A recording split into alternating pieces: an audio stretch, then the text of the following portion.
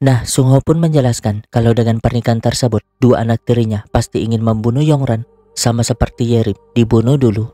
Tapi kali ini mereka dapat memasang perangkap untuk mengungkap kejahatan tersebut. Tentu saja Yongran menolak segera mengembalikan cincin itu karena ia gak mau dijadikan umpan. Alhasil Yongran pun bergegas mengambil pakaiannya, tapi emaknya malah nelpon. Kan itu membuatnya depresi.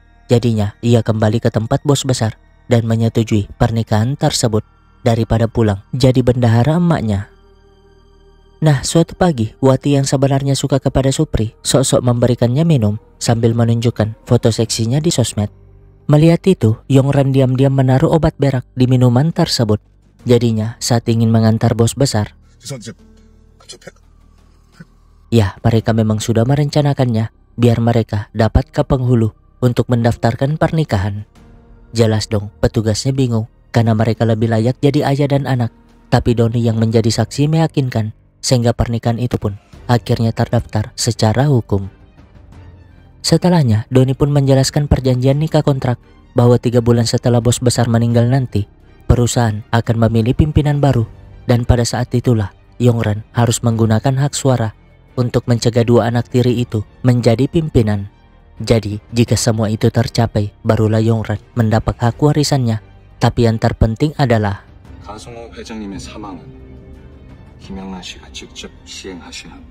lah Yongran jelas terkejut dong, sehingga Doni menjelaskan kalau itu akan direkam sebagai pegangan agar Yongran memastikan misi rahasianya berhasil, membuat Yongran gak bisa mundur lagi.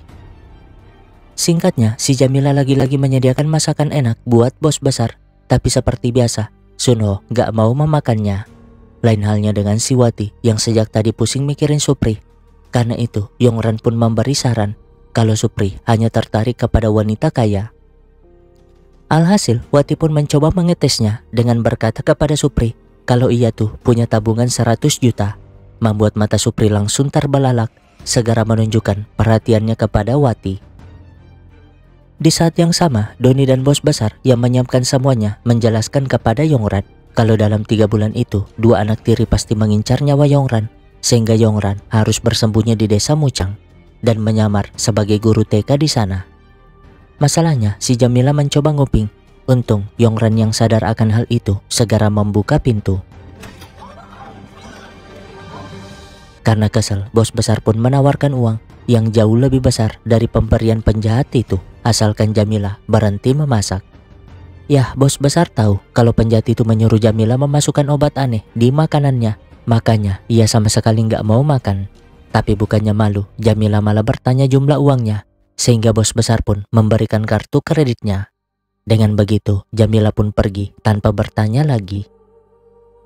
Nah, melihat Dongmin ngantar stroberi di sana, bos besar pun mengajaknya ngobrol untuk bertanya keadaan desa Mucang, sehingga Dongmin pun menjelaskan yang baik-baik di desa itu, meskipun bingung mengapa bos besar menanyakannya.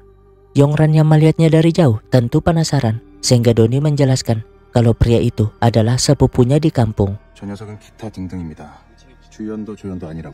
Padahal kan Yongran gak bertanya sedetail itu. Malamnya ketika Yongran ingin istirahat, ia tiba-tiba mendapat telepon mengejutkan, membuatnya segera berlari ke ruang rahasia di mana bos besar hampir saja ditinggalkan nyawanya.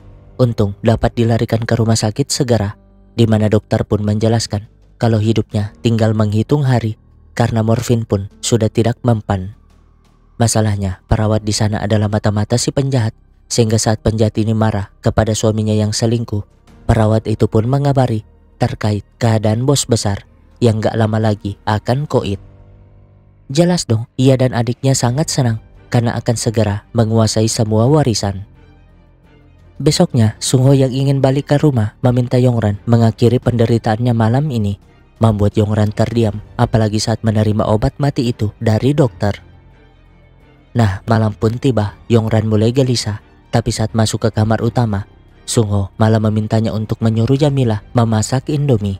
Setidaknya ia bisa makan itu sebelum pergi untuk selamanya. Alhasil, Yongran pun buru-buru mengawasi Jamila. Takutnya Jamila memasukkan obat aneh lagi ke Indominya. Padahal sebenarnya Sung Ho menyuruhnya melakukan itu karena ia ingin mengakhiri hidupnya sendiri biar Yongran gak tersandera atas kematiannya. Artinya bos besar benar-benar percaya kepada Yongran.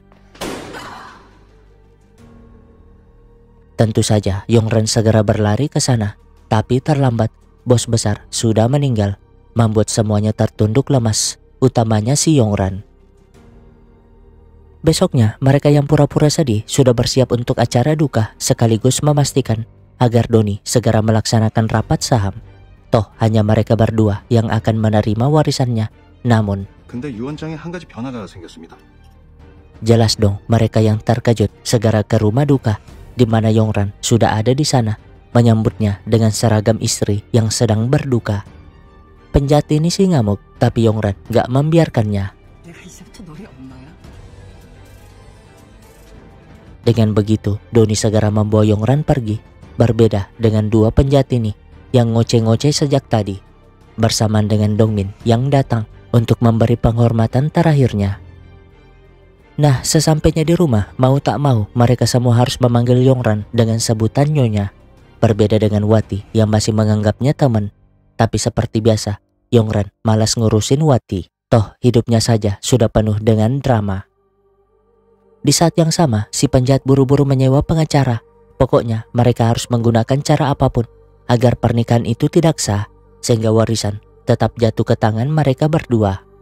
Dan karena itu, Suyon pun meminta Jamilah untuk tidak membiarkan Yongran pergi dari rumah itu, apapun yang terjadi. Dan jika berhasil, maka Jamilah berhak atas uang 100 juta.